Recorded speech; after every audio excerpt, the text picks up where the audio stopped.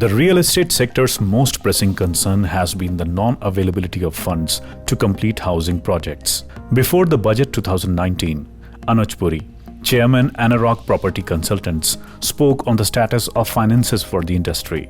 Clearly very little financing that is available. There were three sources of financing for the real estate developers. The first was for the sales.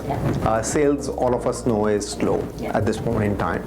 The second one was debt, and that debt used to have two sources. One was the banks and the second one were NBFCs. Bank had stopped lending to many of the developers. NBFCs were giving money over the last 3 years and really pumping in that liquidity which was required in the market. Since September, after the IL&FS debacle, they have gone quiet. The choking liquidity is perhaps the major reason that is hindering a smooth and steady growth in this much transformed sector. The concerned real estate industry wanted standardization of other real estate instruments like rental housing. First of all, the overall liquidity in the market is low. Even commercial real estate is short of liquidity. The crisis in residential is much more acute. Demonetization, RERA, insolvency law, etc., which took place, all this combined provided a problem in relating to requirement of more money for the same project. So the overall requirement of working capital shot up 3x, and we need to find other means by which we can raise funding for the purposes of the residential real estate market, and that is what we are looking for. We've also asked for a policy to be created for rental housing, and we are expecting that to happen in the next 3 to 6 months. Nirmala Sitharaman, in her maiden speech as the Finance Minister of India, announced that one can now invest sale proceeds of real estate in infrastructure bonds tax-free, and several measures would be taken to promote rental housing. It is proposed that several reform measures would be taken up to promote rental housing. Current rental laws are archaic, as they do not address the relationship between the lessor and the leasee realistically and fairly.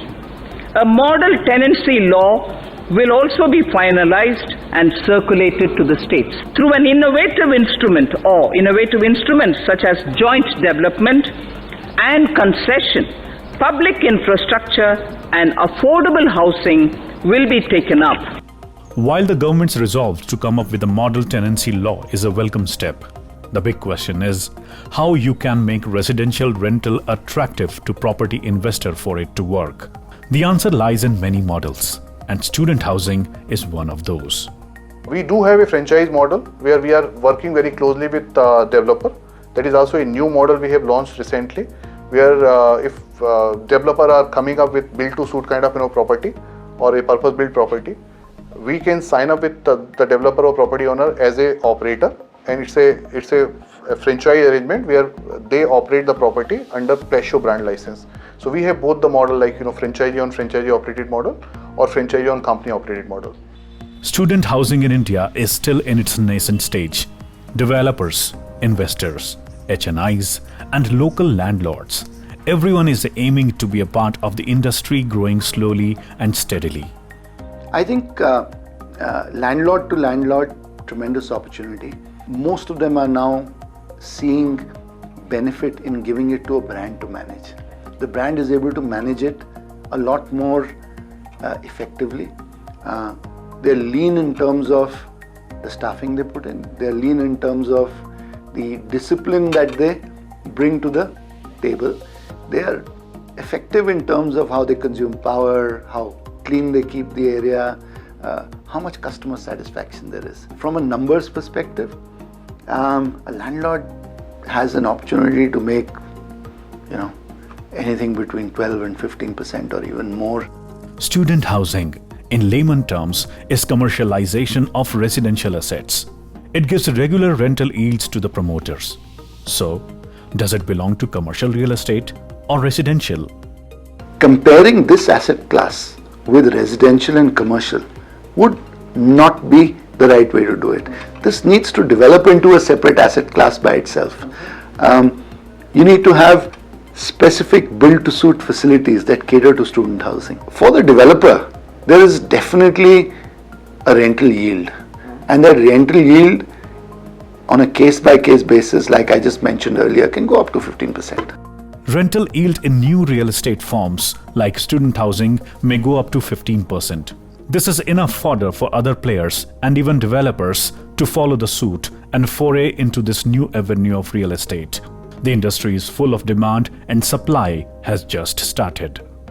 Student housing itself can be $50 billion market in India actually. 40 million students are studying in higher education, and equal number of students are pursuing or preparing for competition examination actually. There are 5 crore students who are pursuing higher education. They have moved from their hometown to kind of a new town, and they are increasing 20% year on year basis actually. So right now also 5 crore beds are required. Right now organized supply is close to 1 million, not more than that. Will institutional housing, such as student housing and single-family housing, become the new norm to help India meet the 2022 target? Will funds become available in infrastructure bonds through retail aggregation? Please subscribe to Magic Bricks on YouTube and click the bell icon to get new videos.